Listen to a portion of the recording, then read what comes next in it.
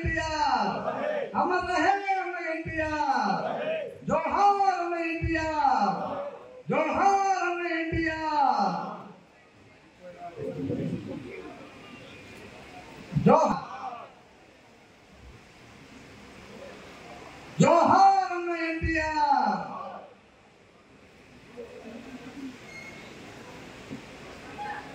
జోహార్ జోహార్ అన్న ఎన్టీఆర్, జోహార్ అన్న ఎన్టీఆర్. ఈరోజు మనం అందరం కూడా రాష్ట్రంలో కూడా ఎన్ని లక్షల కోట్ల అప్పులు తెచ్చారు, ఎన్ని తప్పుడు కార్పొరేషన్లు పెట్టారు, ఇవన్నీ కూడా నెల రోజుల తర్వాత కూడా లెక్కలు అంటే ఎంత దారుణమైన పరిస్థితి రాష్ట్రాన్ని తీసుకెళ్లారో మనకు అర్థమవుతా ఉంది. ఆస్తులు అమ్మేశారు, ఆస్తులు తాకట్టు పెట్టారు, సచివాలయం తాకట్టు పెట్టారు, అదేవిధంగా అసెంబ్లీని తాకట్టు పెట్టారు. మొత్తం రాష్ట్రం అంతా కూడా లూటీ చేశారు. రాజధాని లేని రాష్ట్రంగా తయారు చేస్తే ఆంధ్రప్రదేశ్ ప్రజలు బయటికి వెళ్ళినప్పుడు మీ రాజధాని ఏదంటే చెప్పుకోలేని పరిస్థితుల్లో మనం ఉన్నాం నిన్నటిదాకా అని చెప్పుకోవడం అందరూ కూడా తెలియజేస్తూ ఉన్నాను. అందుకే నేను మండలాల వారీగా రివ్యూలు పెట్టుకొని అందరినీ కూడా మనం కూటమిలో కష్టపడిన ప్రతి ఒక్క నాయకుడిని కార్యకర్తని కలిసి 5 సంవత్సరాల కష్టానికి చాలామంది ఆశిస్తారు. ఆర్థికంగా ఇబ్బంది పడ్డ కుటుంబాలు ఉన్నాయి.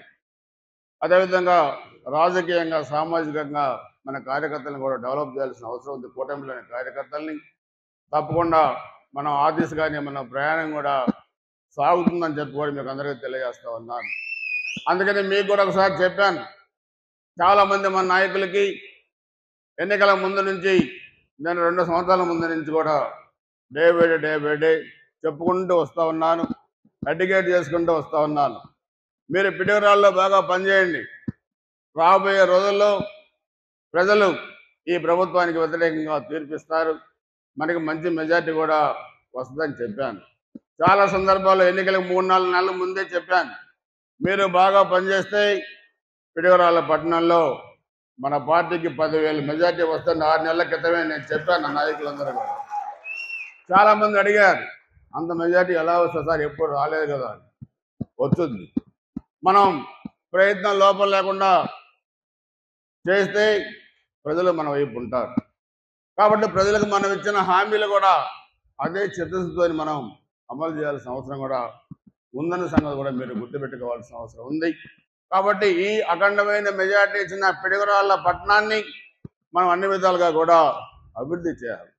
ఏ కార్యకర్త అయితే ఏ బూత్లో ఏ వార్డులో మన కోసం ఈ కూటమిలో కార్యకర్తలు పనిచేశారో వాళ్ళందరూ కూడా పని చేయాల్సిన అవసరం ఉందన్న సంగతి కూడా మనం గుర్తుపెట్టుకోవాల్సిన అవసరం ఉంది. ఈ నెలలో నేను చూశాను, గత 5 సంవత్సరాల్లో మీటింగ్ పిలిచినారా అనే వ్యక్తులు, కార్యక్రమాలకి పిలిచినారా అనే వ్యక్తులు చాలా వాళ్ళు పూలదండలు పట్టుకొని చాలామంది వస్తూ ఉన్నారు.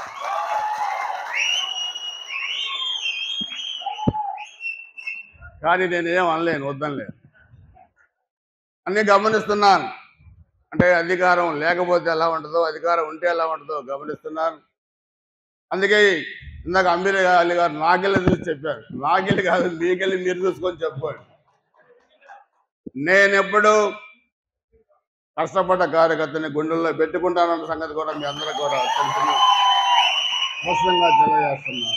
అధికారంలో లేనప్పుడు రాని వాళ్ళని, ఎన్నికల్లో మనకు పనిచేయని వాళ్ళని మీరు రికమెండ్ చేయొద్దు. మీరు రికమెండ్ చేస్తే నేను వాళ్ళకి పనులు చేయనన్న సంగతి కూడా మీ అందరూ కూడా తెలియజేస్తున్నాను. మన దగ్గర ఒక వ్యవస్థ ఉంది, మన దగ్గర ఎవరు పనిచేసారో లిస్ట్ ఉంది.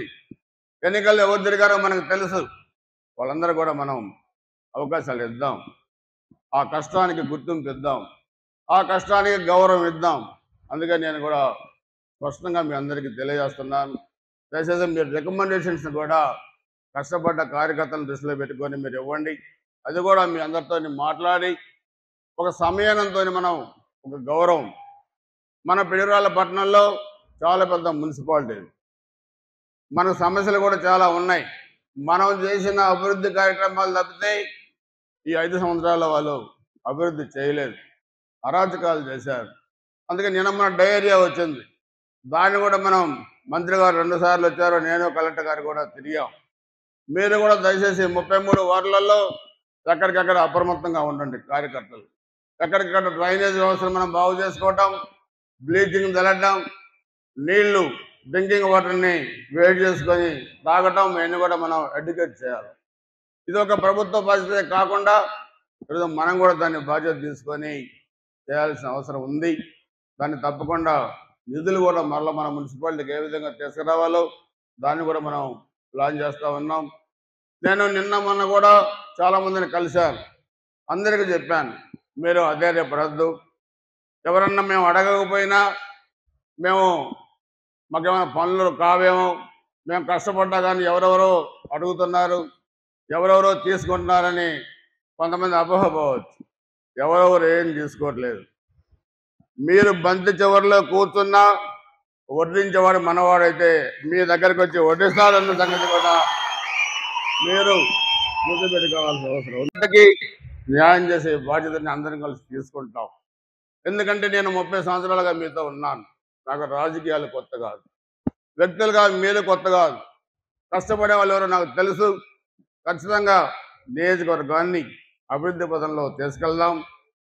కష్టపడ్డ ప్రతి కార్యకర్త, తెలుగుదేశం, జనసేన, భారతీయ జనతా పార్టీ కార్యకర్తల్ని తప్పకుండా ఆదుకుందాం. ఇది మనందరి కర్తవ్యం. మనం 5 సంవత్సరాలు ఇంకా ఒక ప్లానింగ్తో మనం పనిచేసుకోవాలి. అందరం కూడా సమన్వయంతో ముందుకెళ్ళాలి. ఒకళ్ళకొకళ్ళు గౌరవించుకోవాలి. ఒకరికొకరు అవగాహనగా మాట్లాడుకోవటం, నేను చెప్పిందే జరగాలంటాం, నేను చెప్పిన పనులే చేయాలంటాం అనేది కూడా వద్దు. దయచేసి అందరం కూడా కష్టపడ్డ కార్యకర్తలకు న్యాయం చేద్దాం.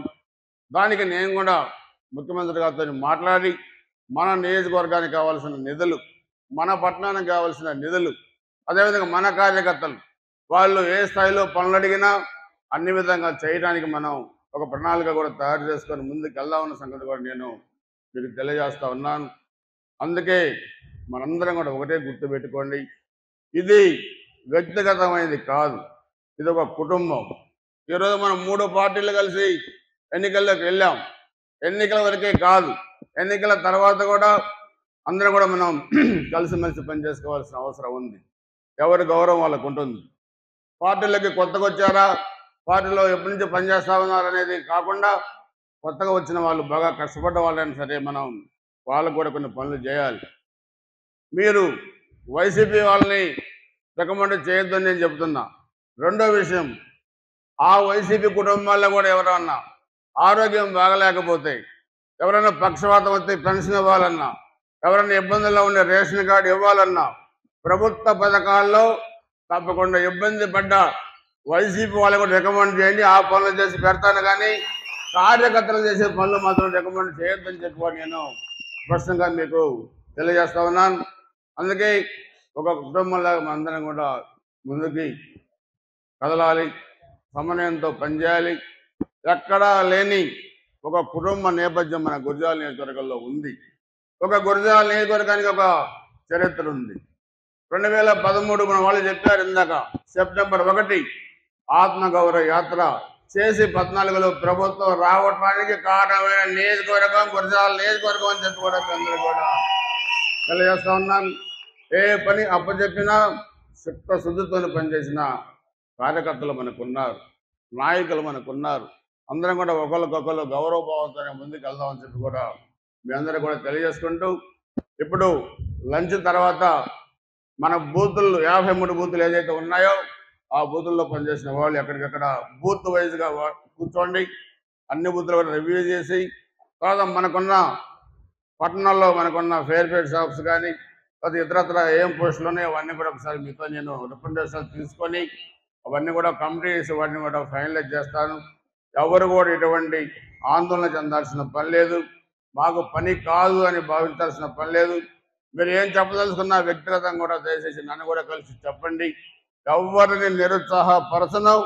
ప్రతి ఒక్క పని చేసిన ప్రతి ఒక్క కార్యకర్త కూడా న్యాయం చేస్తాను. ఒకవేళ మీకు ఏదన్నా అవకాశాలు రాకపోయినా నా సొంత డబ్బులు ఇచ్చి మీ కుటుంబాన్ని ఆదుకుంటాను తప్పితే మిమ్మల్ని వదిలిపెట్టే సమస్య లేదన్న సంగతి కూడా మీ అందరూ కూడా తెలియజేసుకుంటూ, అందరూ కూడా ధన్యవాదాలు, నమస్కారం. బయట వాతావరణం చాలా చల్లగా ఉంది. మరి బ్రహ్మాండంగా భోజనం కూడా మా కృష్ణ గారు రెడీ చేసి వచ్చారు.